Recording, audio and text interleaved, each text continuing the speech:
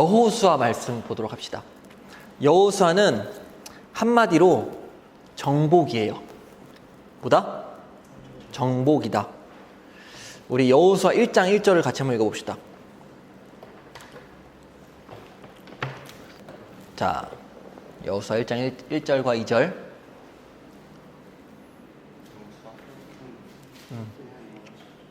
자, 같이 한번 봅시다.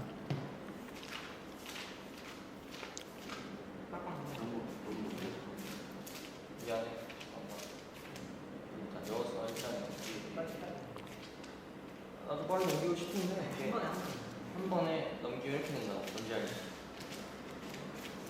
자, 1장 1절에서 2절 시작. 여호와의 종 모세가 죽은 후에 여호와께서 모세의 수종자 눈의 아들 여호수아에게 말씀하여 이르시되 내 종 모세가 죽었으니 이제 너는 이 모든 백성과 더불어 일어나 이 요단을 건너 내가 그들 곧 이스라엘에게 자손에게 주는 그 땅으로 가라. 아멘. 그 땅으로 가라. 땅을 차지하는 과정이 바로 이 여호수아 말씀이다. 이렇게 보면 되겠죠? 자, 여호수아의 구조는 이렇게 돼요. 첫 번째 1장부터 5장은 진입. 이스라엘 백성이 가나안 땅으로 진입하는 과정이고 6장부터 12장은 전쟁. 가나안 민족과 싸우는 전쟁 이야기가 나오고 그리고 13장부터 21장까지는 가나안 땅을 차지하여서 그 땅을 지파별로 나누어 주는 분배 이야기가 나오고 마지막 22장부터 24장까지는 땅이 다 나뉘어진 상태에서 여호수아가 이제 죽기 전에 이스라엘 백성들에게 너희가 오직 하나님 말씀에 순종하여서 하나님만 섬겨라라는 그런 권고에 대한 메시지가 나옵니다.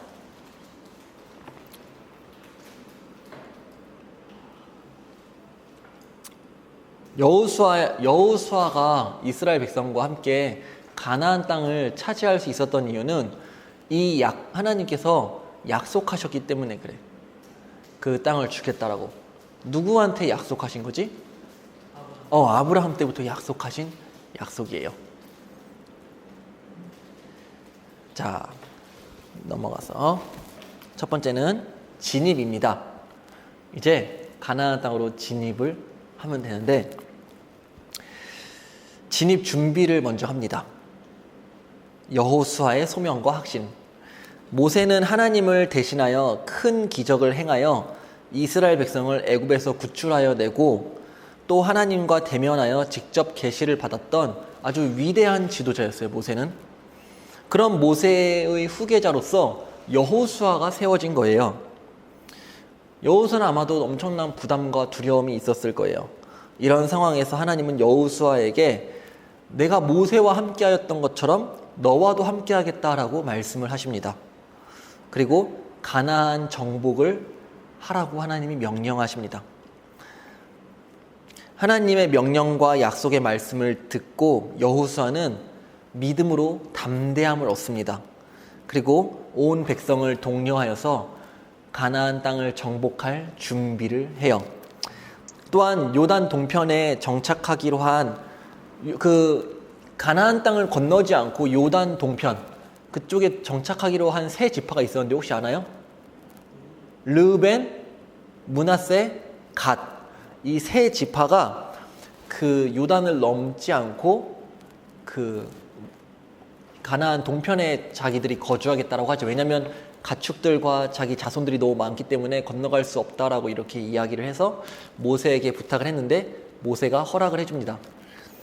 그러나 언제 그 가나안 동편을 차지할 수 있었냐면 이스라엘 백성들이 가나안 전쟁에 승리한 이후에 그 땅에 살게 했어요. 그래서 이 세 지파도 그 이스라엘 민족과 함께 그 요단을 건너서 가나안 땅으로 들어갑니다. 전쟁을 같이 하는 거야. 알겠죠? 이렇게 해서 여호수아는 하나님과 온 이스라엘의 지지를 받으며 이스라엘의 새로운 지도자로서 가나안 정복의 사명을 이끌어가게 되지요. 자, 이제 준비를 마쳤고 이제 처음에 어떻게 하냐면 다시 정탐꾼을 보내요. 가나안 정탐과 라합 157페이지를 보면 됩니다. 자, 가나안 진입에 앞서 여호수아는 정탐꾼을 먼저 보내서 여리고성과 그 밖에 가나안 땅의 정황을 살펴보게 합니다. 2명의 정탐꾼이 이제 보내졌는데 여리고성에 보내졌어요. 근데 여리고성의 기생 라합의 집에 숨어 있다가 그녀에게서 그 성 안의 분위기에 대하여 이야기를 들었어요. 여리고 주민들은 지금 이스라엘이 하나님의 능력으로 홍해를 건넜다라는 이 어마어마한 소식을 듣고 두려워 떨고 있었던 거예요. 이와 같이 정탐꾼들의 보고를 받고 여호수아와 이스라엘 백성은 가나안 정복이 하나님께서 반드시 승리하게 하실 것이다라는 것을 확신하게 됩니다. 여기에서 그 이방 여인 라합 기생이었어요. 이 라합은 기생이었어요. 라합은 단지 두려워서 떠는 것에 그치지 않고 라합은 전지전능하신 하나님을 믿었고 목숨을 걸고 이스라엘의 이 2 정탐꾼을 숨겨줍니다. 하나님을 경외하였기 때문에 그래요. 이방 여인 라합이. 그리고 라합은 하나님을 섬기는 이스라엘이 결국 여리고를 정복할 것을 확신하고 정탐꾼들에게 이제 이렇게 부탁해요. 라합이 만약에 너희들이 여리고성을 무너뜨리더라도 우리 가족은 살려주어라 라고 이렇게 부탁을 했고 정탐꾼들은 그 약속을 지킵니다. 그리고 또한 이 라합이 하나님을 경외함으로 말미암아서 이스라엘 백성의 일원으로 들어올 뿐만 아니라 어떤 일이 발생하냐면 다윗 왕과 예수 그리스도의 조상이 되는 영광을 누리게 돼요. 예수님이 바로 누구에게로 태어나냐면 바로 이 기생 라합의 후손으로 오세요. 놀랍지요? 마태복음 1장 5절에 보면 살몬은 라합에게서 보아스를 낳고 라고 말씀합니다. 보아스는 루색에서 오벳을 낳고 오벳은 이셋을 낳고 이셋은 다윗을 낳고 그렇게 라합은 예수 그리스도의 그 족보에 들어가게 돼요. 왜냐하면 하나님께서 라합에게 믿음을 주셨기 때문에 그래요. 자, 이제 3장 4장에 가서 요단강을 건너갑니다. 도하가 무슨 뜻이냐면 건널 도의 강하자야. 강을 건넌다라는 의미예요. 자, 레위인이 언약궤를 메고서 앞서서 먼저 진행을 했어요. 그리고 레위인이 언약궤를 메고 요단강에 발을 딛자마자 그 요단강의 그 강물의 흐름이 탁 멈춰버리고 그 홍해가 갈라지듯이 요단강도 확 갈라진 거예요. 그래서 이스라엘 백성들이 요단강을 건너게 된 거죠. 근데 요단강이 갈라진다라는 것은 무슨 의미냐면 하나님께서 이 요단강을 이렇게 갈라지게 하였듯이 가나안 땅을 너희에게 주겠다. 이방 민족과 싸워서 가나안 족속이 확 이렇게 요단 물처럼 쫓겨나게 될 것이다라는 것을 상징하는 사건이었어요. 그리고 요단강을 이제 건넙니다. 건너서 무슨 일을 하냐면 12개의 돌을 가져와요. 그리고 12개의 돌을 거기다 이렇게 짜르륵 세워놔요. 왜 세워놨냐면 이 돌들을 통하여서 하나님께서 가나안 땅, 가나안 민족, 이 요단 강물을 우리에게 건너게 하셨다라는 것을 이스라엘 그 후손들에게 전하기 위해서 기념비를 세워놓은 거예요. 그래서 그 가나안 땅을 건넌 사람들뿐만 아니라 그 이후에 태어나는 모든 자손들이 그 돌들을 보면서 하나님께서 이 가나안 땅을 건너게 하시고 이스라엘 백성들에게 가나안 민족과 싸워 승리하게 하셨구나라는 것을 대대손손으로 기억하게 하시려고 이 12돌을 세워놓은 겁니다. 자, 그리고 5장에 가서 할례를 행하게 돼요. 할례는 하나님이 누구에게 주신 언약이죠? 아브라함과 그의 후손에게 주셨죠. 자, 요단강을 건넌 다음 이스라엘 백성은 길갈이라는 곳에 진을 치게 돼요. 그리고 이곳을 가나안 정복의 어떤 전초 기지로 삼습니다. 근데 이때 하나님이 어떤 명령을 하시냐면 이스라엘 백성들에게 할례를 행하라고 해요. 근데 지금 가나안 땅에 들어왔잖아, 얘들아. 근데 여기서 할례를 행한다라는 거는 엄청 위험한 거야. 왜냐면 할례를 행하면 전쟁을 할 수가 없어. 한동안은 아파서. 그럼에도 불구하고 하나님이 할례를 행하게 하신 이유는 그 할례는 아브라함에게 하나님이 약속하신 언약 백성의 징표이기 때문에 그렇습니다. 왜냐하면 이스라엘 백성들이 40년 동안 광야에 방황하면서 할례를 행하지 못했기 때문에 그래요. 그리고 할례를 행함으로 비록 아파서 전쟁을 하지 못할지라도 하나님이 너희에게 반드시 승리하게 하실 것이다 라는 것을 이 할례를 통하여 믿게 하신 거예요. 그래서 일제히 할례식을 행한 것입니다. 그래서 이스라엘 백성들이 전쟁에서 싸워서 승리하는 것은 너희의 힘으로 되는 것이 아니라 너희들이 얼마나 하나님과의 언약에 충실하냐, 이것에 따라서 승패의 여부가 갈려지는 거예요. 이스라엘 백성들은 믿음으로 길갈이라는 곳에서 할례를 행하였습니다. 그리고 할례를 행한 이후에 유월절 예식을 지켰어요. 유월절은 하나님이 언제 제정하신 예식일까요? 그 장자의 죽음이 있기 전에, 그렇죠? 장자의 죽음이 있기 전에 하나님은 유월절 예식을 정해 놓으셨죠. 그래서 이스라엘 백성들이 할례를 받지 못한 상태에서는 사실 유월절 의식을 행할 수가 없었던 거예요. 그래서 할례를 행하고 나서 유월절을 지킵니다. 그리고 이때 드디어 하늘에서 내리던 만나가 그치게 돼요. 더 이상 만나가 안 내려. 이제 만나가 이제 그칩니다.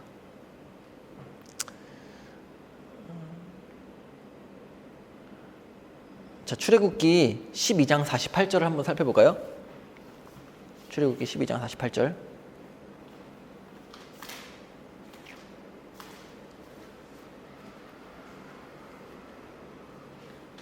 자, 찾았나요?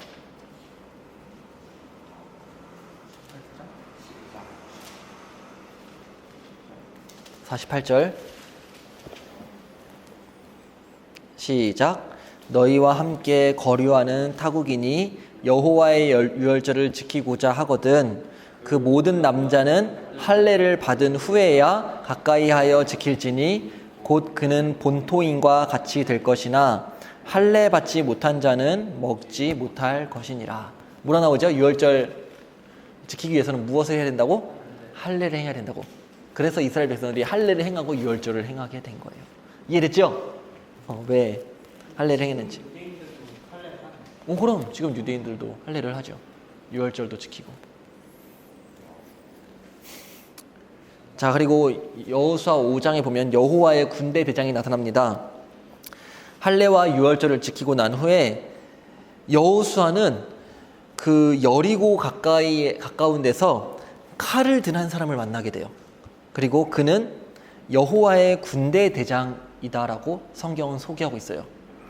여호와 군대 대장이 출현한 것은 앞으로 있을 전쟁을 하나님이 주도하시겠다라는 그런 의미예요. 그 앞에 엎드려서 이제 여호수아가 절을 하게 되는데 이때 어떤 말씀을 하냐면 그 여호와의 군대 대장이 내 발에서 신을 벗으라 네가 선 곳은 거룩하니라 라고 말씀을 합니다. 이제 여호수아가 치를 전쟁은 하나님이 그들 가운데 함께 계시며 대적들을 치시는 이 전쟁은 거룩한 전쟁이에요. 하나님을 온전히 경외하는 가운데 그분의 명령에 순종한다면 그 거룩한 전쟁에서 이스라엘 백성들은 반드시 승리할 것입니다. 그리고 여호수아 이제 6장부터 12장에 드디어 전쟁이 시작이 됩니다. 첫 번째 전쟁은 누구와의 전쟁이었을까요? 여리고성 전쟁이었어요. 요단강을 건너 이제 가나안에 진입한 이스라엘 백성들은 본격적으로 전쟁에 들어갑니다. 자, 여리고성 전투는 여리고성은 어떤 성이었냐면 굉장히 큰 성이었어요. 벽이 이중으로 되어 있는 아무나 들어갈 수 없는 난공불락의 어떤 그런 요새였어요.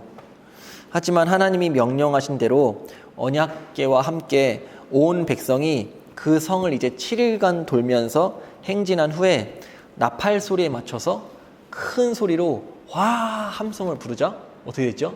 여리고성이 확 무너져 버렸지요. 놀라운 기적이죠. 하나님이 하신 거예요. 이스라엘 백성들은 한 게 없어요. 그리고 이스라엘 백성은 하나님의 명령을 따라서 여리고성 전투에서 그 가축을 진멸하고 모든 사람을 죽이고 거기서 탈취한 모든 재물들을 다 하나님께 바쳤어야 했어요. 왜냐하면 이 여리고성 전투는 가나안 전쟁에서 첫 열매예요. 성경을 보면 처음 난 것은 다 여호와의 것이다 라는 말씀이 있어요. 그래서 이 전쟁에서 그 무엇도 자기가 가져갈 수 없었던 거예요. 그러나 한 사람이 범죄를 합니다. 누구냐면 바로 아간이에요. 우리 명윤이가 잘 알네. 아간이 도둑질을 하죠. 여리고성에서 탈취한 탈취물을 도둑질을 합니다.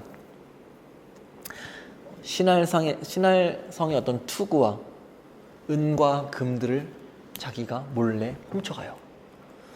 그 두 번째 전쟁은 이제 7장과 8장의 아이성 전투인데, 아이성 전투에서 이스라엘 백성들이 여리고와 다르게 첫 번째에서 패배를 한 거예요. 패배한 이유가 바로 이 아간의 범죄 때문에 그렇습니다. 그리고 아간의 범죄는 하나님 앞에 드러나게 되었고, 결국 아간의 죄를 이스라엘 백성들이 처단한 이후에 다시 아이성과의 전투에서 이스라엘 백성은 승리를 하게 됩니다. 이걸 볼 때 공동체 안에서도 한 사람의 그 죄의 영향력이 굉장히 강력하다는 것을 알 수 있어요. 그리고 이제 8장에 가서 복과 저주가 선포되어집니다. 여리고성과 아이성 전투는 앞으로 있을 정복 전쟁과 그 이후 약속의 땅에서 삶을 가름하는 중요한 기준을 제시해요. 하나님의 말씀에 순종하면 승리하고 불순종하면 패배한다라는 것을 이 선포식에서 말씀하죠. 우리 여호수아 8장 볼까요? 8장.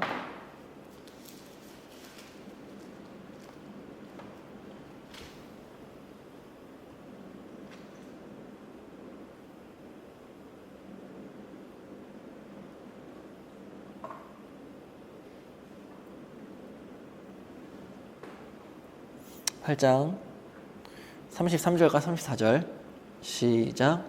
온 이스라엘과 그 장로들과 관리들과 재판장들과 본토인뿐 아니라 이방인까지 여호와의 언약궤를 맨 레위 사람 제사장들 앞에서 궤의 좌우에 서되 절반은 그리심산 앞에 절반은 에발산 앞에 섰으니 이는 전에 여호와의 종 모세가 이스라엘 백성에게 축복하라고 명령한 대로 함이라. 그 후에 여호수아가 모든 것대로 축복과 저주의 말씀을 낭독하였으니. 아멘. 이 내용이 뭐지요? 축복과 저주. 너희들이 하나님의 말씀에 순종하면 복을 받고 승리할 것이다. 그러나 불순종하면 너희들이 그 약속의 땅에서 멸망할 거고 이방인들에 의하여서 너희들이 쫓겨날 것이다 라는 그런 축복과 저주가 이제 신명기에서 아까 우리 살펴봤잖아요. 그렇죠? 근데 지금 또 여호수아가 살피는 거예요. 자, 이제 여리고성과 아이성 전투가 끝나고 본격적으로 이제 가나안 땅 정복 전쟁이 이루어지는데, 어떻게 이루어지냐면 여리고성과 가나안 땅 중부에 있었어요. 중간. 여기 보면 가운데가 이제 중부예요. 가나안 중부. 그리고 두 번째는 이제 남부에서 싸움이 이루어지고, 그리고 마지막으로 북부에서 이루어집니다. 그래서 중부, 남부, 북부 이 순서대로 가나안에서 전쟁을 이루게 돼요. 자, 남부에서는 자 보시면 남부는 기브온 족속과의 화친이 이루어집니다. 이스라엘 백성들이 사실 다 멸망시켜야 되지만 기브온 족속이 이스라엘을 속여요. 화친을 맺으려고, 동맹을 맺으려 했던 거죠. 그리고 이스라엘 백성들은 그 속임에 넘어가서 동맹을 맺게 됩니다. 그래서 그 기본 민족들은 기본 민족들과는 이스라엘 백성들이 싸우지를 않아요. 그 남부를 이제 격퇴하는데 남부 동맹군 이런 나라를 보면 저기 베토론, 게셀, 막게달, 림나, 에글론, 라기스, 헤브론, 드빌 이게 바로 남부 지역들인데 이 지역들과 싸워서 승리를 합니다. 이 싸움에서 어떤 사건이 하나 발생하냐면 해와 달이 이제 하늘에서 딱 멈추는 사건이 발생을 해요. 신기하죠? 하나님께서는 이 온 우주를 주관하시는 분이시기 때문에 그래요. 그리고 남부 전쟁이 끝나고 11장부터 12장까지는 북부 전쟁이 이루어집니다. 이 북부 땅에는 핫솔, 메롬, 마돈, 시므론 이런 나라들이 있었어요. 갈릴리 호수가 여기에 있어요. 이 북부 땅에는. 그래서 여기서도 전쟁에서 승리를 하고 12장 후반부에서는 이 전쟁의 역사를 요약하는 이야기로 마무리가 되어집니다. 이스라엘 백성이 가나안 땅의 족속을 진멸한 것은 하나님의 명령에 순종한 거예요. 어떤 사람들은 그렇게 이야기해요. 하나님은 너무나 잔인하신 하나님이시다. 왜 가만히 있는 이 가나안 땅 민족을 진멸하시나? 그러나 성경은 분명히 이야기하고 있어요. 가나안 땅과의 이스라엘 백성들이 가나안 땅을 진멸한 것은 가나안 민족이 죄를 지었기 때문에 그 죄에 대한 심판이었다라고 말씀을 합니다.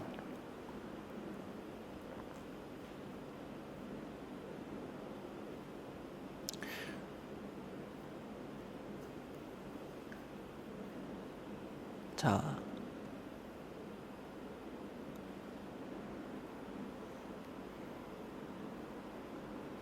그리고 그 가나안 민족을 진멸한 것은 가나안 민족에 대한 첫 번째는 심판이었고 두 번째는 그 민족을 진멸하지 않으면 너희들이 들어가서 이제 살게 될 그 가나안 땅에서 가나안 민족의 우상 숭배를 이스라엘 백성 너희들이 반드시 본받고 따라할 거기 때문에 따라하지 못하도록 다 진멸시켜 버리는 거예요. 자, 신명기 9장 4절에서 5절 말씀을 찾아볼까요?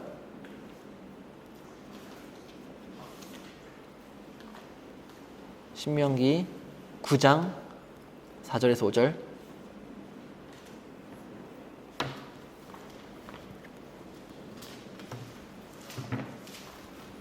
신명기 9장 4절에서 5절 같이 읽어볼까요?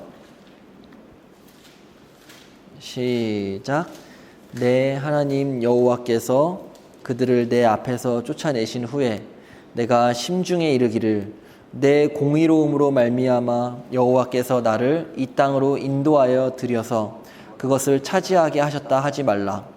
이 민족들이 악함으로 말미암아 여호와께서 그들을 내 앞에서 쫓아내심이니라. 여기까지만 읽을게요. 바로 이 가나안 민족들이 악함으로 말미암아 쫓아냈다라는 거예요. 이스라엘 백성들이 뭐 착해서 뭐 훌륭해서 그 전쟁에서 이긴 게 아니에요. 알겠죠? 하나님이 주권적으로 역사하신 겁니다. 자, 그리고 이제 분배를 합니다. 여호수아 13장부터 21장까지는 분배를 해요. 먼저 요단 동편에 대한 분배를 해요. 그래서 자, 요단강 보이죠? 가운데 파란 색깔 사회와 이렇게 긴네렛 호수 중심으로 이렇게 강이 하나 보이잖아요. 그 요단강이에요. 요단강을 기준으로 해가지고 오른쪽이 요단 동편이에요. 여기에 세 지파가 갔다 했죠. 므낫세, 갓, 르우벤 이 세 지파가 가서 땅을 이렇게 분배를 받습니다. 그리고 14장부터 17장까지는 유다와 요셉 지파가 땅을 분배받아요. 유다 지파는 가나안 땅 남쪽이에요. 요셉 지파도 에브라임과 므낫세 이 가나안 중부 여기가 이제 요셉 지파예요. 이 땅을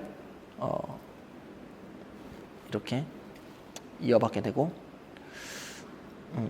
그 남은 지파들이 여호수아 18장부터 19장까지 그 남은 지파들이 땅을 분배받게 돼요. 그래서 이 그림을 보면 시므온, 유다, 단, 베냐민, 에브라임, 므낫세, 스볼론, 이사갈, 아셀, 납달리, 단 이렇게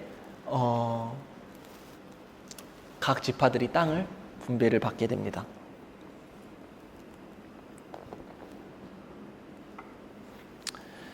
근데 땅을 분배받지 못한 족속이 있었어요. 어떤 민족인지 아세요 혹시? 레위인.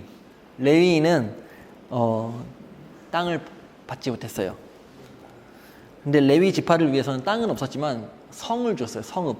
그러니까 마을 이런 성읍을 48개의 성읍을 레위인에게 주었습니다. 그리고 그 48개의 성읍 중에서 6개의 성읍을 도피성으로 만들어서 의도하지 않도록 자기가 의도치 않게 사람을 죽일 경우 그 도피성으로 피하게 하였습니다.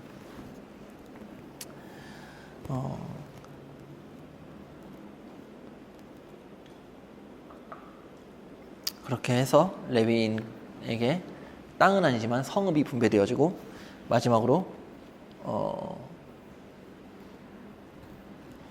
여호수아 22장부터 24장까지는 그 여호수아의 마지막 권고예요.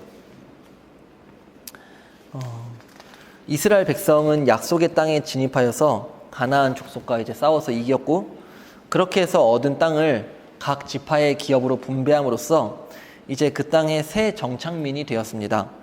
이것은 하나님이 이스라엘 백성의 조상 때부터 주신 약속이 성취된 것입니다.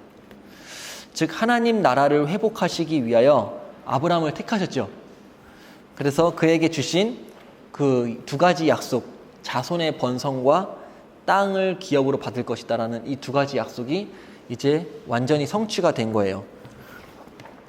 하나님은 이 약속을 이루실 것을 모세에게 거듭 확인하셨고 또 여호수아에게 사명을 맡기실 때도 이제 약속을 하셨어요. 언약에 신실하신 하나님은 그 약속대로 그 땅을 이스라엘 백성에게 주셨습니다. 이제 남은 것은 이 백성이 유업으로 얻은 땅에서 하나님의 통치 아래에 사는 삶, 즉 그가 주신 명령과 법도에 순종하며 사는 삶을 살아야 했습니다. 그래서 이 책의 마지막 장면에서 여호수아는 죽기 전에 이스라엘 백성에게 하나님의 율법을 지키고 오직 그분만을 섬길 것을 권고하고 있어요. 이것은 마치 신명기에서 보듯이 모세가 마지막 순간에 하나님 말씀에 순종할 것을 권고하는 그 설교를 생각나게 합니다. 그리고 또한 이러한 흐름은 사무엘과 다윗에게도 그대로 이어지게 돼요. 그렇게 해서 마지막 권고가 마쳐지고 그리고 요단 동편의 지파들, 아까 그 세 지파들이죠. 요단 동편의 지파들에 대한 그 권고도 이루어집니다. 너희들이 요단 동편으로 넘어가서도 변함없이 여호와를 사랑하고 하나님의 계명을 지켜야 한다라고 권고를 합니다. 근데 이 요단 동편의 지파들이 보면 요단 동편의 지파들이 요단 동편에 넘어가서 무슨 일을 하냐면 그 제단을 쌓아요. 제단을 쌓는데 그래서 이스라엘 백성들이 저 제단이 뭐냐 하면서 요단 동편에 넘어간 사람들이 우상 숭배한다라고 이렇게 오해를 한 거예요. 근데 알고 보니까 그것은 우상 숭배하려고 만들어 놓은 것이 아니라 그 요단 동편의 지파들이 그 자신들이 이스라엘 백성들에게서 제외될 것을 염려하여 그 표징으로 우리도 언약 백성이다라는 그 표징으로 그 제단을 쌓아 놓은 것입니다. 그래서 오해를 풀었어요. 그래서 마지막 23장에서 여호수아는 마지막 고별 설교를 합니다. 여호수아는 지도자들을 불러놓고 마지막 고별 설교를 하는데 여기서 여호수아는 과거의 승리를 이제 기억하게 하고 하나님이 지금까지 이스라엘 백성을 위해서 싸우시고 그들에게 이 땅을 기업으로 주셨으며 앞으로 하나님이 이스라엘 백성을 도우셔서 가나안 족속을 쫓아내게 하실 것이다. 그리고 그 땅을 완전하게 차지하게 하실 것이다 라고 여호수아가 말합니다. 그러나 이런 미래의 승리는 그냥 자연적으로 보장되어 있는 것이 아니라 조건이 있었어요. 조건은 바로 하나님 말씀에 순종하면 너희들이 승리할 거고 만약에 순종하지 않고 불순종한다면 너희들은 저주를 받고 거기서 멸망할 거다라고 경고를 하지요. 그리고 결국에는 이스라엘 백성들은 불순종을 했지요. 나중에 우리가 열왕기 가서 살펴볼 테지만 불순종을 해서 북이스라엘은 아수르에 의해서 멸망당하고 남유다는 바벨론에 의하여서 멸망을 당합니다. 그리고 마지막 여호수아 24장에서는 언약 갱신이 나옵니다. 고별 설교 후에 여호수아는 세겜에서 이스라엘 그 백성들을 다 불러 모아서 국가적 차원에서 언약을 갱신을 합니다. 그래서 여호수아는 지금까지 하나님께서 우리를 어떻게 인도해 주셨는지에 대한 과거의 역사를 다시 한번 기억하게 합니다. 그리고 여호수아는 이스라엘 백성에게 마지막 중요한 메시지를 남기죠. 우리 여호수아 24장 14절을 볼까요? 여호수아 24장 14절부터 18절까지 한번 읽어봅시다. 시작. 그러므로 이제는 여호와를 경외하며 온전함과 진실함으로 그를 섬기라. 강 저쪽과 애굽에서 섬기던 신들을 치워버리고 여호와만 섬기라. 만일 여호와를 섬기는 것이 너희에게 좋지 않게 보이거든 너희 조상들이 강 저쪽에서 섬기던 신들이든지 또는 너희가 거주하는 땅에 있는 아무리 족속의 신들이든지 너희가 섬길 자를 오늘 택하라. 오직 나와 내 집은 여호와를 섬기겠노라 하니 백성이 대답하여 이르되 우리가 결단코 여호와를 버리고 다른 신들을 섬기기를 하지 아니하오리니 이는 우리 하나님 여호와께서 친히 우리와 우리 조상들을 인도하여 애굽 땅 종되었던 집에서 올라오게 하시고 우리 목전에서 그 큰 이적들을 행하시고 우리가 행한 모든 길과 우리가 지나온 모든 백성들 중에서 우리를 보호하셨음이며 여호와께서 또 모든 백성과 이 땅에 거주하던 아모리 족속을 우리 앞에서 쫓아내셨음이라. 그러므로 우리도 여호와를 섬기리니 그는 우리 하나님이심이니이다 하니라. 아멘. 여호수아가 이제 마지막으로 이스라엘 백성들에게 이야기합니다. 너희가 섬길 자를 택하라. 나와 내 집은 오직 여호와만 섬기겠다. 그래서 이스라엘 백성들도 아멘, 우리도 그렇게 하겠습니다라고 다짐하는 순간이 바로 이 장면입니다. 그리고 여호수아는 최후를 맞이하게 돼요. 24장에서 여호수아의 이제 장사, 죽음의 기록과 함께 성경 기자는 요셉과 엘르아살의 장사를 기록함으로써 이 여호수아서를 마무리합니다. 요셉은 본향에 대한 소망을 가지고 있었어요. 요셉이 어디서 죽었죠? 애굽에서 죽었죠. 그리고 요셉의 유언은 뭐였냐면 자신의 뼈를 가나안 땅에 가져가라 라는 것이 요셉의 마지막 유언이었죠. 그리고 그의 믿음대로 요셉은 여호수아와 함께 약속의 땅, 이 가나안 땅에 묻히게 되어집니다. 그리고 엘르아살은 아론의 아들로서 여호수아와 함께 사역했던 대제사장이었습니다. 여호수아와 엘르아살의 죽음으로 가나안 정복 세대도 역사의 무대에서 사라졌습니다. 이제 땅이 다 정복됐고 이스라엘 백성들은 그 땅에서 살아가면 돼. 그러나 과연 이 이스라엘 백성들이 하나님의 말씀에 순종하며 살 것인지 아니면 불순종하며 살 것인지 이거에 따라서 완전히 운명이 바뀌어져요. 과연 이스라엘 백성들은 어떤 삶을 선택할까요? 이것은 다음 우리 사사기에서 살펴보도록 하겠습니다. 우리가 계속해서 성경을 배워간다는 것은 하나님의 말씀을 배워간다는 건데 하나님의 말씀은 영원합니다. 우리의 시간은 변해요.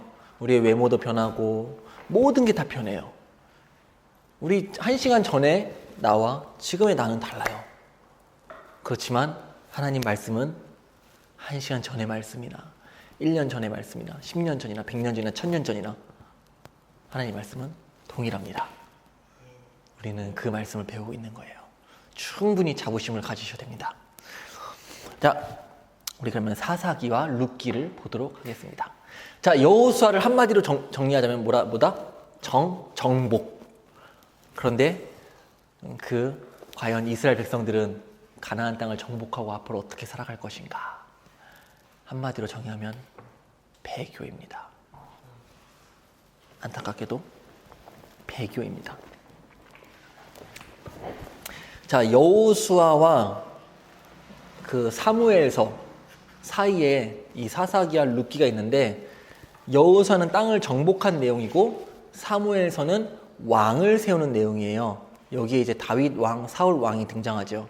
근데 그 사이에 사사기와 룻기가 있다는 것은 가나안 땅을 정복하고 왕을 세우는 그 중간에 어떤 과도기라는 거예요. 이 사사기와 룻기는 왕이 올 것을 예언하는 그런 내용이기도 합니다. 자, 사사기와 룻기의 구조를 볼게요. 자, 사사기는 총 몇 장으로 되어 있을까요? 21장. 룻기는 4장. 이렇게 되어 있어요. 자, 사사기 첫 번째 1장부터 3장은 실패에 대한 내용이에요. 어떤 실패냐? 하나님께서 말씀하신 그 가나안 땅 정복을 다 정복하지 못했어요. 여전히 남겨놓은 민족이 있었던 거죠. 그리고 사사기 3장부터 16장까지는 12명의 사사가 등장합니다. 첫 번째 사사 이름이 뭘까요? 온니엘. 마지막 사사 이름은 삼손입니다. 자, 그리고 사사기 17장부터 21장까지는 혼란의 시기예요. 이스라엘 백성들이 종교적으로 굉장히 혼란했었고 군사적으로 굉장히 혼란한 시기를 겪습니다. 그리고 룻기 1장부터 4장은 희망에 대한 메시지가 나와요. 룻은 처음에는 고난자였고, 그리고 헌신자였고, 그리고 보아스라는 구속자가 등장하였고, 그리고 회복자, 보아스는 룻의 인생을 회복시켜주는 회복자예요. 그리고 보아스와 룻의 관계를 통하여서 다윗이 태어나죠. 왕을 낳게 되는 거예요. 자, 먼저 사사기부터 봅시다. 첫 번째는 실패예요. 자, 172페이지에 보면 됩니다. 자, 여호수아 13장 1절 찾아봅시다. 여호수아 13장 1절.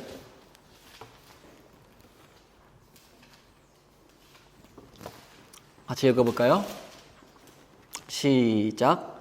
여호수아가 나이가 많아 늙음에 여호와께서 그에게 이르시되 너는 나이가 많아 늙었고 얻을 땅이 매우 많이 남아있도다. 자, 문제. 여호수아는 가나안 민족에서 모든 땅을 다 차지했을까요? 아니에요. 뭐라 나와 있죠? 얻을 땅이 매우 많이 남아있도다. 이스라엘 백성들은 여전히 차지하지 못한 땅이 남아있었던 거예요. 자, 첫 번째 1장은 군사적 실패입니다. 여호수아의 죽음 이후에 각 지파들이 자기들의 기업에서 행한 군사적 활동들을 기록하고 있어요. 유다 지파를 중심으로 남부 상황에 대해서 설명하고 후반부에는 요셉 자손을 비롯한 북부 지역의 어떤 군사적인 활동을 기록하고 있는데요. 남부 지파에 보면 유다 지파 외에 대한 사건이 나옵니다. 여호수아가 죽고 난 이후 이스라엘에는 남은 전쟁을 이끌 만한 뚜렷한 지도자가 없었던 거예요. 모세 다음엔 여호수아잖아요. 여호수아 다음에 누구예요? 지도자가 없었던 거예요. 그래서 이스라엘 백성이 하나님에게 묻습니다. 하나님, 우리가 누가 먼저 올라가서 가나안과 싸울까요? 했더니 하나님이 누구를 먼저 보내셨지요? 유다 족속을 보냈어요. 유다는 야곱의 몇 번째 자손일까요? 넷째 자손이에요. 첫째는 누구죠? 르우벤이에요. 왜 하나님이 르우벤을 먼저 보내지 않고 유다를 먼저 보냈을까요? 왜냐? 유다에게서 왕이 날 것이기 때문에 그래요. 자, 야곱이 12아들을 축복하면서 유일하게 유다를 축복하면서 유다에게서 통치자가 나올 것이다라는 왕에 대한 예언을 유다에게 해주고 있었지요. 이와 같이 성경은 계속해서 유다 지파를 가장 앞세우고 있어요. 선두에 두고 있어요.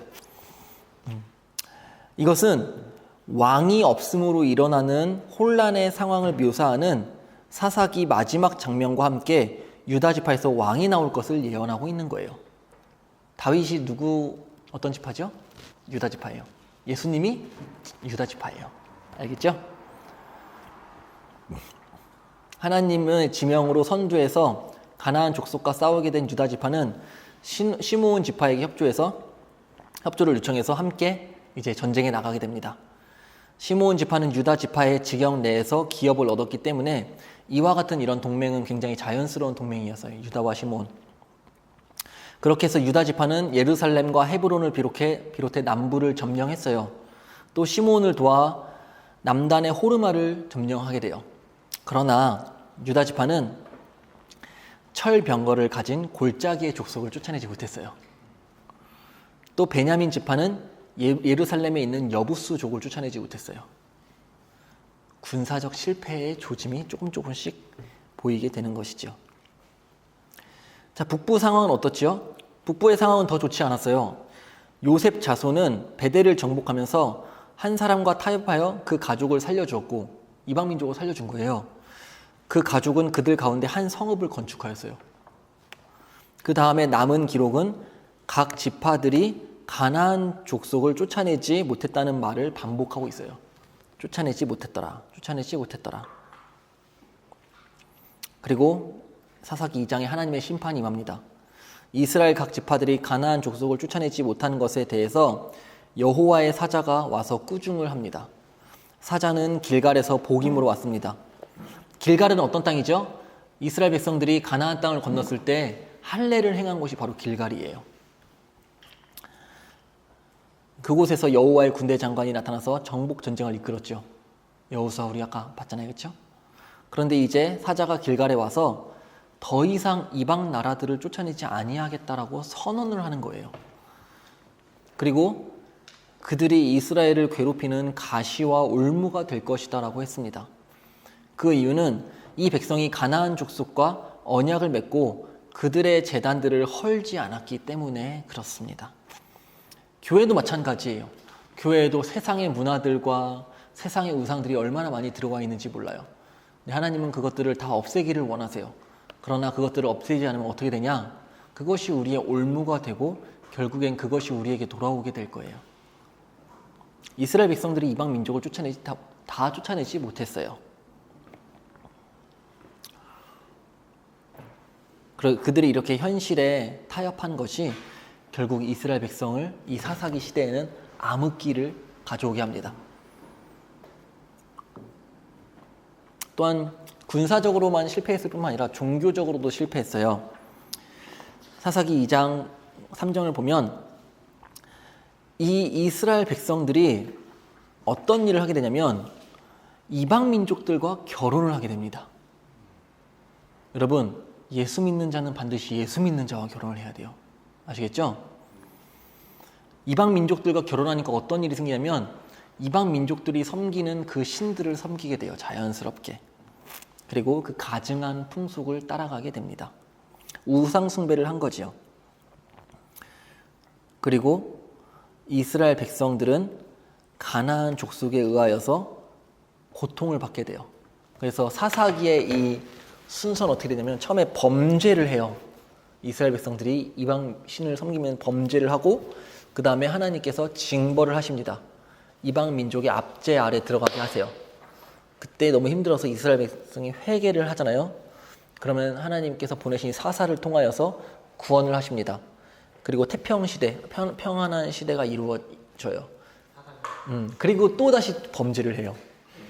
그리고 징벌을 받고 회개하고 구원을 받고 다시 평안한 시대가 이루어지고 또다시 범죄해요. 이게 계속 반복이 돼요.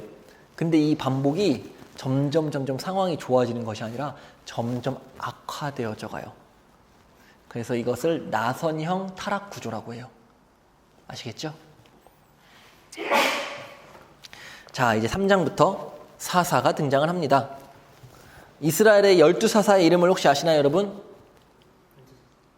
제가 이따가 알려드릴 테니까 다 외우셔야 돼야겠죠? 자, 첫 번째 사사는 온니엘이죠. 온니엘이라는 사사는 갈렙의 조카였어요. 갈렙은 누군지 알죠? 여호수아와 갈렙, 이산지를 내게 주소서. 그 12 정탐꾼 중에 믿음으로 그 승리한 두 명의 사람, 여호수아와 갈렙. 그래서 온니엘은 메소보다미아라는 그 그 이방 민족의 지배에서 이스라엘이 고통받을 때 온니엘이라는 사사가 등장해서 이스라엘 백성들을 구원해 줍니다. 그래서 이스라엘 백성들은 40년 동안 평안하게 살았습니다. 그리고 두 번째 사사는 에훗입니다. 에훗의 특징은 왼손잡이였어요. 베냐민 지파 사람이었는데 모압 왕 에글론이라는 그 사람을 죽입니다. 그래서 80년 동안 이스라엘 백성들이 평안하게 살았어요. 세 번째 사사는 삼갈이었어요. 블레셋 사람과 싸운 사사 삼갈. 출신이 명확하지는 않으나 아낫의 아들이라고 하여서 아마 납달리 지파가 아닐까라고 추정을 하게 됩니다. 자, 네 번째 사사는 드보라입니다. 드보라는 여자 사사였어요. 여사사.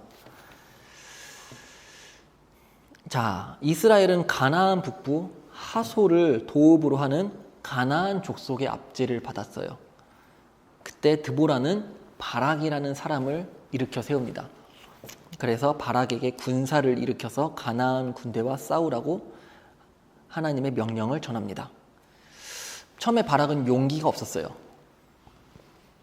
그래서 드보라에게 드보라요, 나와 같이 가주세요 라고 부탁을 합니다.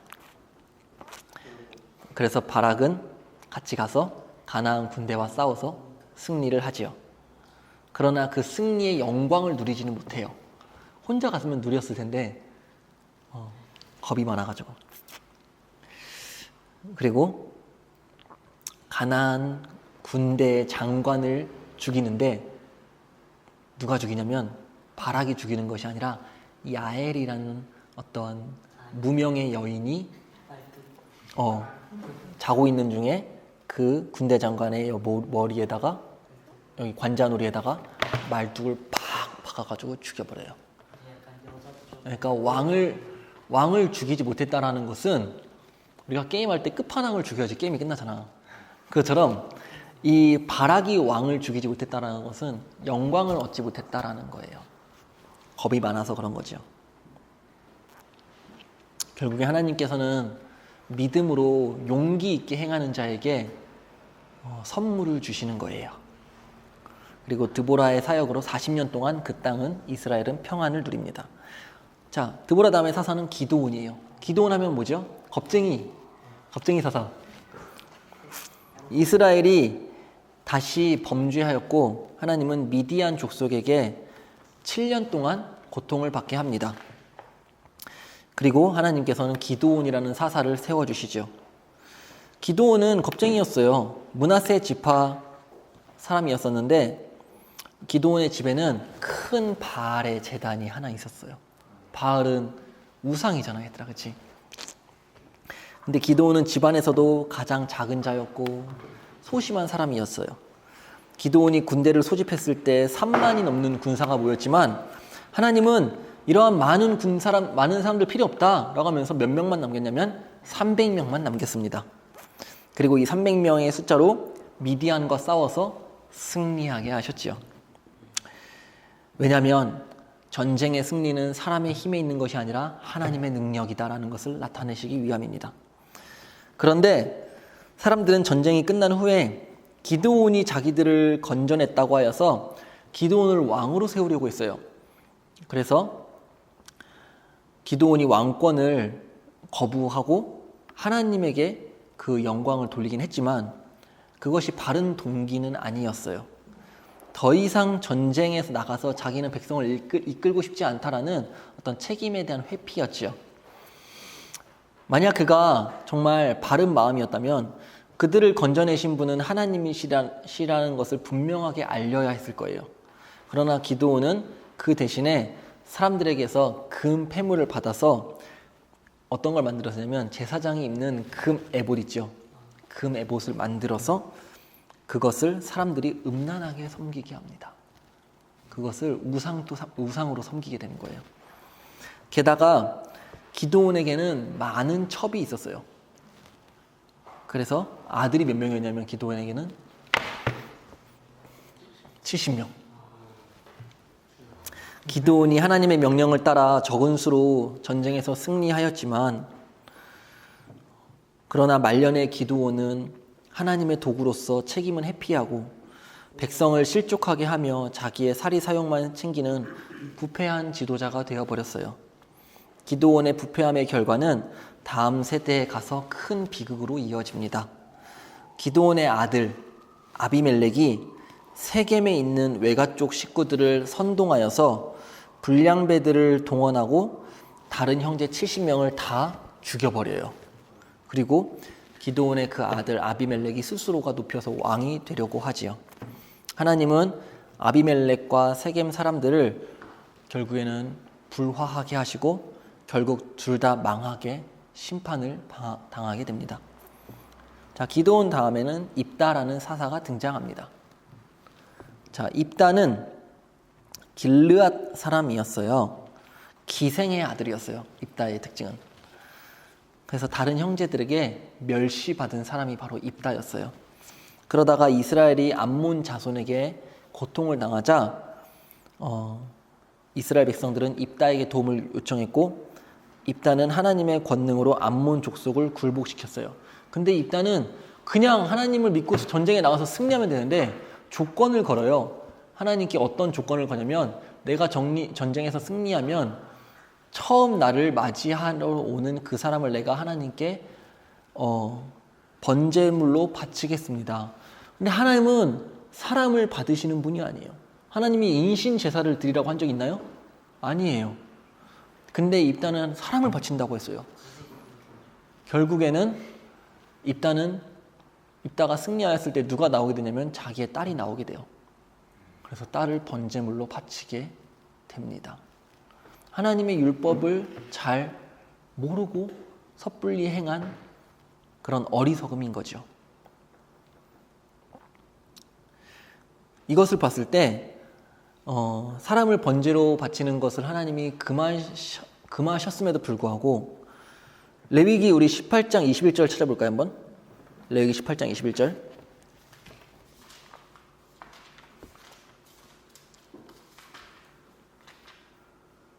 자, 레위기 18장 21절.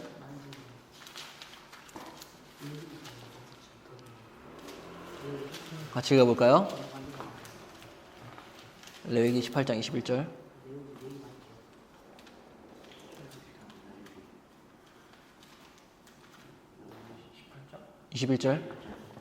자, 시작. 너는 결단코 자녀를 몰렉에게 주어 불로 통과하게 함으로 내 하나님의 이름을 욕되게 하지 말라. 나는 여호와이니라. 하나님이 뭐라 말씀하셨죠? 내 자녀를 몰렉에게 주어 불로 통과하게 하지 말라. 그러니까 번제물로 바치지 말라라는 거예요. 근데 입다가 번제물로 바쳤다라는 것은 그 당시에 이스라엘 백성 안에 그 몰렉의 풍속, 그러니까 이방인의 풍속이 얼마나 깊숙이 들어와 있는지를 알 수 있는 대목이지요. 그런 암몬 족속을 물리친다고 하면서 그들의 풍속을 쫓아간다는 것은 굉장히 좀 의아하지요. 이게 바로 사사기의 특징이에요. 입다에게는 이미 여호와의 신이 임하셨으므로 그에게는 승리가 보장되어 있었어요. 사실 그렇게 하나님께 서원할 필요가 없었던 거예요. 그러나 입다는 두려워서 혹은 인간적인 조바심 때문에 섣부르게 서원을 하고 자신의 소중한 딸을 잃게 되어버린 것이죠. 또한 입다 시대에 길르앗과 에브라임 사이에 다툼이 일어났거든요. 근데 에브라임 사람들은 입다가 암몬과 싸울 때에 자신들을 소외시켰다라는 이유로 입다와 그의 집을 불지르겠다라고 협박을 했어요. 에브라임 사람들이. 입다는 자기가 에브라임 사람을 불렀어도 오지 않았다며 길르앗 사람들을 모아서 에브라임과 싸웠어요. 그 전쟁에서 길르앗 사람들은 에브라임 사람 42,000명을 죽여버립니다. 끔찍한 사건들이 발생하죠. 이게 과연 평화일까? 굉장히 혼란스러운 시대가 바로 이 사사 시대입니다. 그 다음 입다 이후의 사사는 입산, 그리고 엘론, 압돈 이렇게 또 세 사람이 있었고 마지막 사사는 삼손입니다. 삼손은 나실인이었어요. 그러나 삼손은 블레셋 여인의 아름다움에 빠져서 방탕하게 살아가지요. 그래서 여기 다 남자들밖에 안 모였는데 여인의 아름다움을 조심해야 돼요. 아름다움 자체가 나쁜 건 아니지만 아름다움만, 외적인 아름다움만을 쫓아가서는 안 돼요. 알겠죠? 페라도 있었던 것 같은데 약간 그 삼성과 들리나 삼손과 들릴라. 희곡도 있고 맞아요. 삼손은 나실인이었기 때문에 하나님의 구별된 사람으로서 살아가야 되는데 이방 여인을 사랑함으로써 구별된 삶을 살지 못했지요. 그리고 삼손은 결국에는 그 한 여인을 사랑하다가 힘을 다 잃게 되고 마지막에 눈까지 뽑히게 됩니다. 그리고 삼손은 그 평생을 방탕하게 살았지만 그 블레셋 사람들의 놀이개가 되었을 때 그 하나님께 마지막으로 기도해가지고 하나님께 큰 힘을 얻어서 그 블레셋 사람들의 성을 다 무너뜨리게 됩니다. 그리고 삼손은 죽음으로 비참하게 인생이 마치게 돼요. 이게 바로 사사기예요. 자, 이제 사사 이야기가 끝나고 이제 혼란의 시기가 찾아옵니다. 사사기의 마지막 장면은 암흑기의 혼란한 상황을 되게 적나라하게 고발하고 있는데요. 첫 번째는 종교적 혼란이에요. 미가 집의 제사장이 된 레위인 이야기가 등장합니다. 자, 제사장이 된 레위인 중에 제사장이 나오는 건 맞아요. 그러나 제사장은 한 사람에게 헌신하는 사람이 아니었어요. 제사장은 이스라엘 국가를 위해서 일해야 되는 사람이었는데 한 에브라임 사람 미가라는 그 한 사람을 위해서 제사를 드린다는 것은 굉장히 이상한 거죠. 에브라임 산지에 미가라는 사람이 살았어요. 근데 미가가 어머니의 은을 훔쳤다가 어머니에게 돌려주었던 거예요. 그리고 그 일부를 가지고 어머니는 아들을 위해서 은 신상을 만들어줍니다. 우상숭배를 한 거죠. 미가는 그 신상들을 자기 집 산당에 두고 에봇과 드라빔을 만들고 또 자기 아들을 제사장으로 삼았습니다.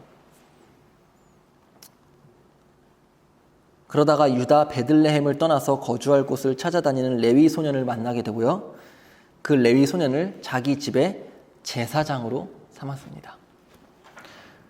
그래서 미가는 레위인이 자기 집의 제사장이 되었으니 여호와께서 이제 우리에게 복을 주실 것이다 라고 생각을 한 거죠. 복을 주실까요? 아니에요. 그리고 그 즈음에 단 지파의 제사장이 되는 사건이 또 발생하는데 기업의 땅을 찾던 단 지파는 미가의 집에서 그 신상들을 무력으로 강탈해버리고 그 레위 소년 그 제사장까지 데려다가 단 지파의 제사장으로 삼아요. 제사장은 한 지파를 위해서 있는 게 아니라 이스라엘 민족을 위해서 있었던 거예요. 희한하죠? 레위 소년은 개인 집의 제사장보다 한 지파의 제사장이 된다는 출세 욕에 빠져서 기꺼이 단 지파를 따라서 나섭니다. 굉장히 암울한 상황이죠. 또한 군사적 혼란도 임합니다. 첩을 잃은 레위인 사건이 발생하는데 에브라임 산지에 살던 레위인이 유다 베들레헴 출신의 첩을 얻게 돼요. 그런데 그 첩이 친정으로 돌아가서 이제 돌아가 버린 거예요. 친정으로. 레위인은 첩을 달래서 다시 데려오려고 유다 베들레헴에 갔다가 장인의 후한 대접을 받고 길을 떠났습니다. 그러다가 예루살렘을 지나오게 되었는데 그 당시에는 그곳이 여부스 족의 성읍이었어요. 레위인은 이방인 성읍에서 유숙하지 않으려고 베냐민 지파에 속한 기브아라는 곳에 가요. 거기에서 한 노인의 집에 머무르는데 그날 밤에 불량배들이 찾아와서 막 문을 막 두드리는 거예요. 그래서 그 사람을 끌어내라, 그 사람을 끌어내라 라고 하면서 동성연애를 하려 했던 거죠. 이에 레위인은 자기 첩을 내어주었어요. 그들은 밤새도록 그 여인을 능욕합니다. 처참하게. 그리고 새벽에 놓아주었는데 그 첩이 쓰러져 죽어 있는 모습을 레위인이 발견한 거예요. 자기의 그 첩이고 자기 아내인데 레위인이 어떻게 하는지 알아요? 그 첩의 몸뚱아리를 12등분을 냅니다. 그리고 각 지파에게 확 다 보내버려요. 등분을 내서. 여기서 보면 자기의 죽은 아내를 그렇게 자를 수 있어요, 함부로? 당시에 이스라엘 백성이 얼마나 타락했는지를 보여주는 모습이에요. 동성연애, 무정한, 무자비함, 사랑 없음, 잔인함, 이런 모습들이 당시에 죄악된 모습이었죠. 이 흉악한 사건으로 인하여서 이스라엘 백성들이 모였고 이스라엘 회중은 기브와 그 사람들을 징계하려고 나섭니다. 그러나 베냐민 지파가 기브아를 두둔하면서 보호하자 이 일은 결국 베냐민 지파와 나머지 이스라엘 백성 간의 전쟁으로 이어집니다. 결국 이 싸움에서 베냐민 지파가 크게 패배하여서 25,000명이 죽고 겨우 600명만 남아버리게 된 거예요. 그러니까 한 지파가 없어지게 생기게 된 거예요. 이 전쟁으로 인해서 베냐민 지파가. 그래서 이 베냐민 지파를 위하여서 이스라엘 백성들은 젊은 처녀 400명을 잡아다가 베냐민 사람들에게 줍니다. 그 지파를 살리기 위해서. 그래도 아내를 얻지 못한 베냐민 사람들에게는 실로에서 여호와의 명절에 춤추러 나온 여자들을 숨어서 기다리다가 납치하여서 아내로 삼습니다. 굉장히 이상하지요. 이처럼 사사기 시대는 혼란의 시대였어요. 근데 왜 혼란의 시대였냐면 첫 번째는 율법을 지키지 않았어 그래. 아까 여호수아와 모세가 명령한 유언이 뭐였죠? 율법을 잘 지키라. 하나님의 말씀을 기억하여서 잘 지키라 했는데 그것을 지키지 않았고, 두 번째는 왕이 없었어요. 모세, 여호수아, 그 다음 후계자가 없었던 거예요. 그래서 이스라엘 백성 이 사사기에 대해서 한마디로 평가하는데 우리 사사기 21장 25절 우리 찾아봅시다.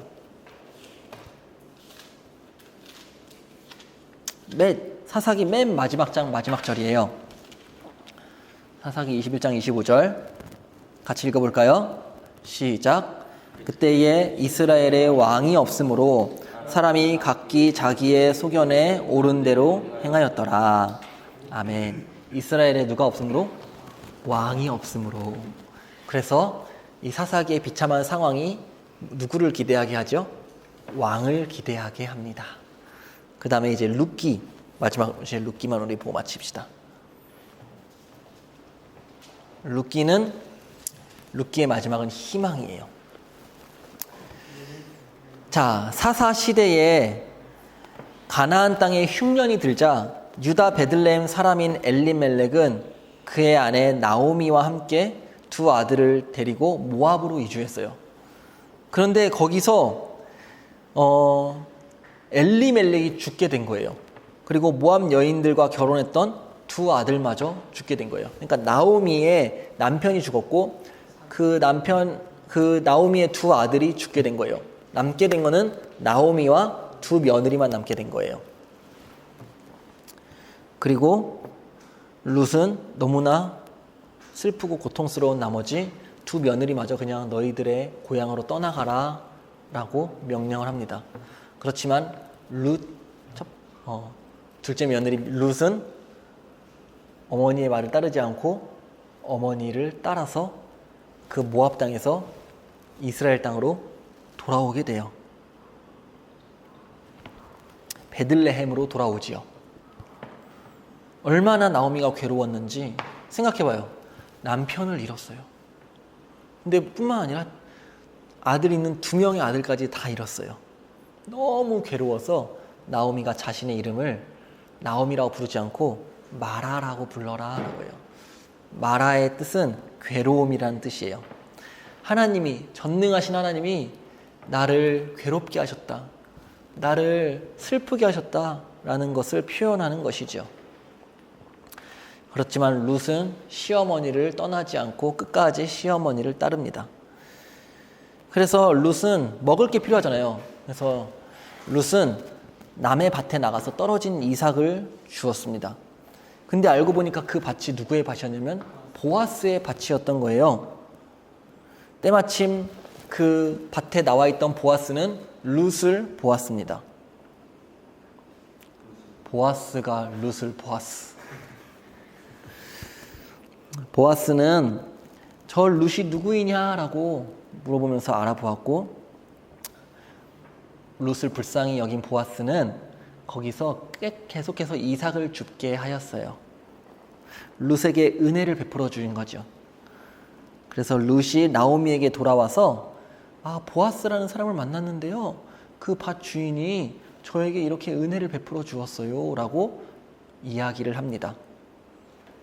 나오미는 보아스가 자신의 가까운 친척이라는 것을 알게 되었어요. 그리고 그가 기업을 물을 자, 그러니까 기업을 물은다라는 게 그 이스라엘 백성들에게는 그 땅이라는 그 땅을 기업이라고 하는데, 그 땅이 각 지파마다 그리고 각 가정마다 이렇게 나뉘어졌잖아요. 그 땅을 이어받을 자라는 그런 뜻이에요. 그걸 기업 또는 재산, 땅 이렇게 말하는데, 그 기업을 물을 자, 이어받을 자인 것을 알았어요, 보아스가. 그래서 룻에게 이렇게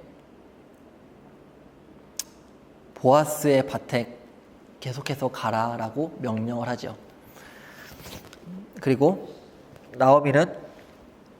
룻은 시어머니 나오미의 명령을 따라서 보아스의 밭에 또 갑니다.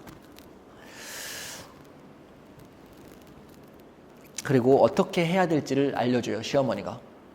룻은 시어머니의 지시를 따라서 보아스에게 가서 자신을 거두고 기업을 물을 것을 요청했어요. 이에 보아스는 바로 그것에 승낙하지 않고 자기보다 더 가까운 친척이 있다는 것을 말해줘요. 그래서 그 사람에게 당신 이 룻의 기업을 물을 것입니까? 라고 묻습니다. 근데 그 사람이 거부를 해요. 거부를 하고 보아스가 그 기업을 물게 됩니다. 기업을 물은다라는 것은 이스라엘 사람이 어려운 상황에서 기업을 팔았거나 혹은 자신을 종으로 팔았을 때 가까운 친족으로서 속량하여서, 즉 대신 값을 치르고 사서 그 사람으로 하여금 잃어버린 기업을 회복시켜 주시고 다시 자유로운 사람으로 살아갈 수 있도록 도와주는 것이 바로 이 기업 물을 자라는 뜻이에요. 이 기업을 물은다라는 단어에서 속량이라는 단어가 나왔어요. 속량. 이걸 제대 결혼이라고 해요. 제대 결혼. 이것이 바로 친척의 의무였어요. 보아스는 자기보다 더 가까운 친족이 있는지를 먼저 확인했고, 그 사람이 기업 물을 것을 거부하자 보아스는 룻을 아내로 맞이하고 죽은 자의 기업을 잊게 할 것을 선언했습니다. 보아스가 기업을 이어준 거죠. 그리고 사람들의 축복 속에서 보아스와 룻이 결혼을 하였고, 이 룻은 아들을 낳았는데 그 아들의 이름은 오벳이었어요. 그리고 오벳이 또 아들을 낳았는데 그 아들의 이름이 바로 이새였어요. 그리고 이새에서 다윗이 태어납니다. 룻이 보아스와 결혼하여 아들을 낳은 것은 현숙한 여인이자 효부인 룻을 위한 보상일 뿐만 아니라 나오미를 위한 축복이기도 해요. 사람들은 나오미에게 더 이상 이제 마라라고 부르지 않아요. 내 생명의 회복자이며 내 노년의 봉양자라고 그 축복을 했어요. 그리고 나오미는 큰 기쁨을 얻었지요. 전에는 하나님이 나오미를 치셨으므로 나오미가 큰 고통을 당했지만, 이제는 하나님이 구속자를 예비해 두시고 그에게서 회복자인 후손을 낳게 하심으로 나오미의 기업을 회복하게 하셨습니다. 하나님이 나오미에게 하셨던 것처럼 이스라엘 가운데에 구속자를 예비하세요. 그리고 회복자를 주실 것이라는 소망의 메시지를 이 룻기에 담아주시는 거예요. 그리고 그 구속자, 그 소망의 회복자를 이제 보내주십니다. 그 구속자, 소망의 회복자가 누군지에 대해서는 다음 시간 우리 사무엘서에서 배우도록 하겠습니다. 오늘은 여기까지 하도록 할 텐데요. 우리 잠깐 룻기 맨 마지막 절 찾아봅시다. 룻기 4장 18절에서 22절 같이 한번 읽어볼까요? 시작. 베레스의 계보는 이러하니라. 베레스는 헤스론을 낳았고 헤스론은 람을 낳았고 람은 암미나답을 낳았고 암미나답은 나손을 낳았고 나손은 살몬을 낳았고 살몬은 보아스를 낳았고 보아스는 오벳을 낳았고 오벳은 이새를 낳았고 이새는 다윗을 낳았더라. 아멘. 베헤람 암나살 보오이다. 이렇게 외우면 돼요. 족보 외워야지. 자, 맨 마지막에 누가 나왔다고요? 이새는 누굴 낳았다? 다윗을 낳았더라. 바로 이 다윗이 회복자의 그런 예언이에요.